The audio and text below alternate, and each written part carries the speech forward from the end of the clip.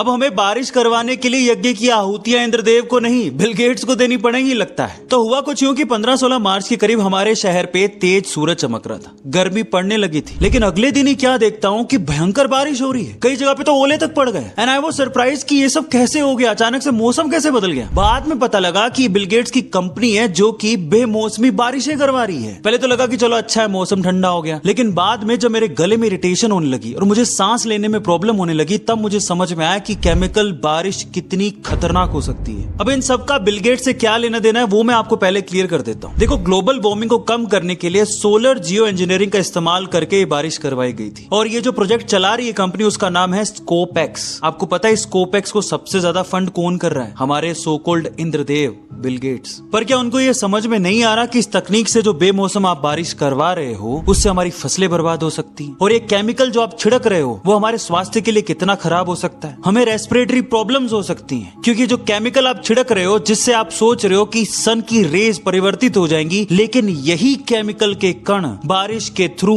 हमारी हवा में घुलेंगे, जो सांस के थ्रू हमारे शरीर में पहुंचेंगे और हमारे फेफड़ों तक को वो बर्बाद कर सकते हैं, खराब कर सकते हैं। इसके लिए जिम्मेदार कौन होगा? तो भाई संभल के, ये इंद्रदेव जो पहले कामदेव थे, इनकी बारिश में नहाने से बचना, क्योंकि कब ये इंद्रदेव यमदेव बन के आपके प्राण हरने आ जाएंगे पता नहीं लगेगा। और हाँ, बचाव के लिए आंवला जरूर खाते रहना, जो कि आपकी रोग प्रतिरोधक क्षमता को बढ़ाएगा। इस वीडियो को शेयर करो ताकि ज्यादा से ज्यादा लोगों तक इन्फॉर्मेशन पहुंचाई जा सके। मिलते अगली वीडियो में।